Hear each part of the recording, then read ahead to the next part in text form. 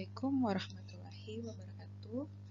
Nah, pada pertemuan 5 ini akan dibahas mengenai array, khususnya array satu dimensi.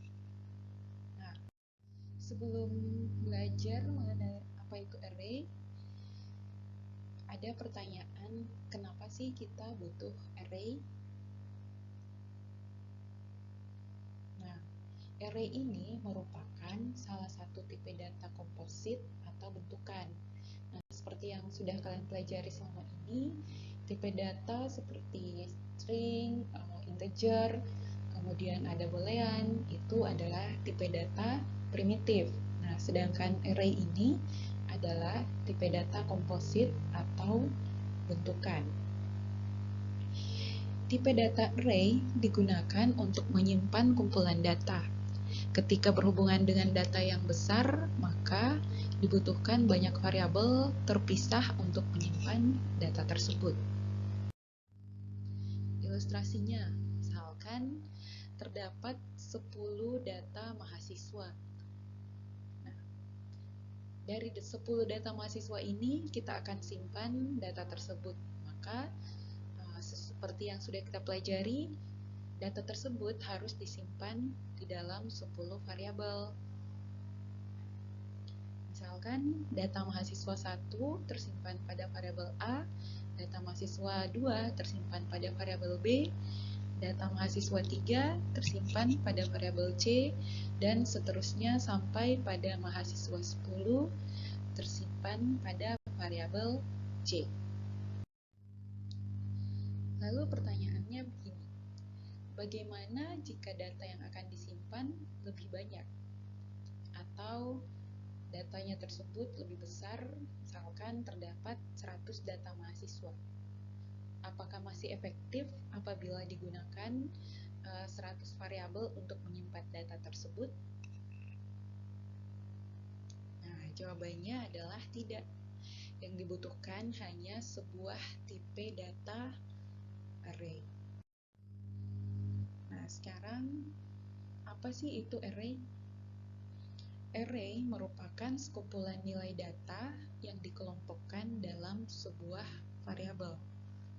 Array digunakan bila ada beberapa nilai data yang tipe datanya sama dan akan mendapat perlakuan yang sama pula.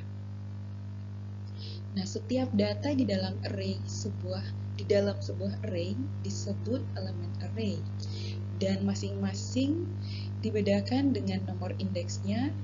Penulisannya adalah variabel dalam kurung indeks. Nah, sebagai contoh, misalkan ada variabel array X yang akan menampung nilai-nilai bilangan bulat, yaitu 3, 6, 8, 7, 5, dan 1. Berarti indeks untuk variabel X adalah 1 sampai 6 dan ditulis sebagai variabel X pada indeks 1, X2, X3, X4, X5, dan X6. Ilustrasinya seperti ini. Nah, penulisannya adalah variabel, kemudian dia berada di indeks keberapa. Nah, tadi ada elemen bilangan bulat, yaitu 3, 6, 8, 7, 5, 1. Dia akan ditempatkan dalam variabel yang diberi nama X. Karena jumlah elemennya ada 6, maka indeksnya pun ada 6, yaitu dimulai dari indeks 1, indeks 2, 3, 4, 5, dan 6. Nah, elemen 3, dia akan berada pada variabel X indeks 1, elemen 6 berada pada variabel X indeks 2, sampai dengan nilai elemen 1 pada variabel X elemen indeks 6.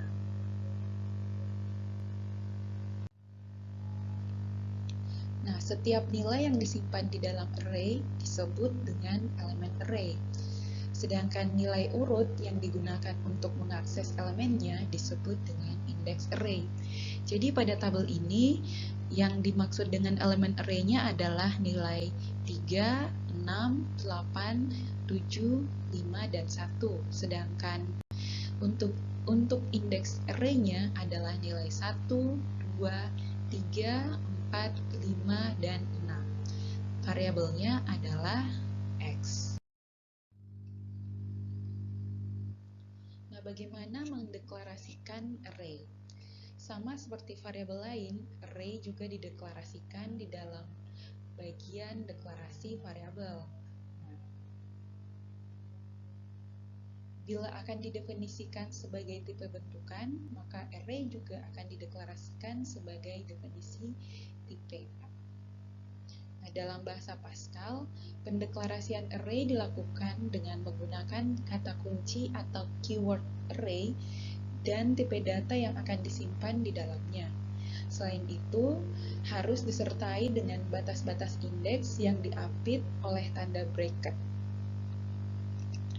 Berikut ini adalah bentuk umum deklarasiannya. Nah, jadi bentuk umumnya adalah ada nama array-nya, kemudian titik 2, keyword array, kemudian ada bracket, indeks array-nya, indeks awal, kemudian indeks akhir, kemudian tipe datanya. Nah, contohnya, nama array-nya adalah A, kemudian dituliskan keyword array, indeks array awalnya itu adalah 1, sampai indeks akhirnya 10, yang akan diisikan oleh data berupa integer. Nah, pada kode tersebut, indeks awal dimulai dari 1. Nah, perlu diperhatikan bahwa dalam bahasa Pascal berbeda dengan bahasa C, yang indeks array-nya selalu dimulai dari 0. Nah, pada bahasa Pascal, indeks array dapat dimulai dari bilangan berapapun. Selain itu, indeks array juga dapat bertipe karakter maupun tipe numerasi. Nah, berikut ini ada contoh-contoh kode yang dapat digunakan untuk mendeklarasikan 10 buah elemen array bertipe integer sebagai pengganti kode di atas. Nah, di sini ada nama array-nya itu A1, kode array, keywordnya array, kemudian dimulai dari indeks 0 sampai indeks akhirnya 9, tipe datanya integer. Ada array yang kedua dengan nama A2, keywordnya array. Nah, ini tadi yang dimaksud dalam bahasa Pascal itu bisa dimulai dengan bilangan berapapun. Nah, contohnya pada A1, dia menggunakan indeks awalnya 0, pada A2 indeks awalnya adalah 5, pada A3 indeks awalnya A kecil, pada A4 indeks awalnya adalah A kapital. Dan jangan lupa untuk menyertakan tipe data yang akan diisikan. Contohnya bisa integer, bisa string, boolean, log integer, dan tipe data primitif lainnya. Nah, bagaimana mengakses elemen array? Nah, cara untuk memanipulasi atau mengakses array, langkah pertama yang harus dilakukan adalah mengisikan nilai ke dalam elemen-elemen array yang bersangkutan. Nah, adapun bentuk umum untuk pengisian elemen array adalah sebagai berikut. Nah, ada nama array-nya, kemudian indeks keberapa, dan nilai yang akan diisikan adalah nilai berapa. Bisa elemennya, bisa jadi dia bilangan, bisa jadi data yang berbentuk string. Nah, untuk lebih memahami, coba perhatikan terlebih dahulu contoh kode di bawah ini. Di sini ada nama array A dengan indeks array dimulai dari 1 sampai 100 dengan tipe data integer. Kemudian untuk variabel A indeks 1 akan diisikan nilai 1, variabel A indeks 2 berisi nilai 2, variabel A indeks 3 berisi nilai 3, sampai variabel A indeks 100 berisi nilai 100. Kode tersebut akan melakukan pengisian 100 elemen array dengan nilai 1 sampai 100, sehingga kode tersebut akan lebih sederhana apabila dituliskan dengan menggunakan struktur pengulangan. Nah, contohnya seperti pada ini. Ini adalah contoh kode pengulangan untuk mengisikan array dari indeks 1 sampai indeks 100 dengan mengisikan nilai 1 sampai 100 menggunakan metode pengulangan for.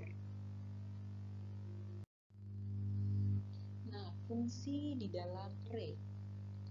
Nah, di dalam array ini, dalam bahasa Pascal terdapat dua fungsi yang dapat digunakan untuk mengambil indeks terendah dan tertinggi dari suatu array.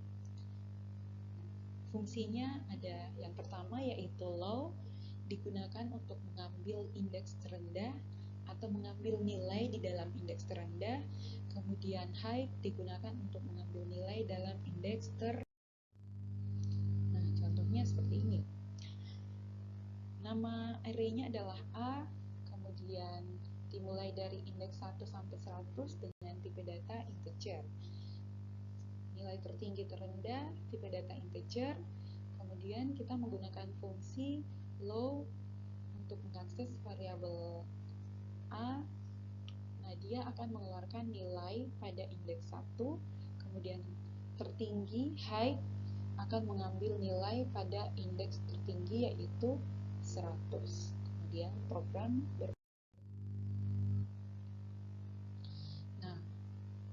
tadi sudah dijelaskan array itu ada dua, ada yang namanya array 1 dimensi dan ada yang array 2 dimensi.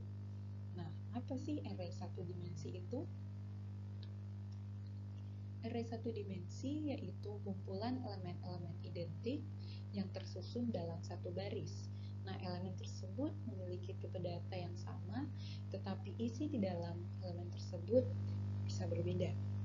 Nah, sebagai gambaran awal, array 1 dimensi ini bisa kita sebut sebagai deretan, sedangkan elemen 2 dimensi bisa disebut sebagai tabel atau matriks. Nah, lebih jelas simak video berikut ini. Macam-macam array. Ada dua macam array berdasarkan jumlah kategori data, yaitu array 1 dimensi dan array multidimensi. Array 1 dimensi. Coba perhatikan ilustrasi berikut. Ada beberapa barang yang mungkin dapat disimpan pada barang tersebut. Apakah yang seharusnya dapat disimpan di barang tersebut? Barang yang seharusnya dapat disimpan pada barang tersebut yaitu barang yang sejenis dengan barang yang sudah ada pada barang tersebut, yaitu sepatu. Dari ilustrasi sebelumnya dapat disimpulkan jika barang tersebut hanya dapat menyimpan satu jenis barang, yaitu sepatu. Jenis array yang serupa dengan ini adalah array 1 dimensi. Array 1 dimensi adalah array yang hanya mempunyai satu baris penggambaran data atau satu kategori data.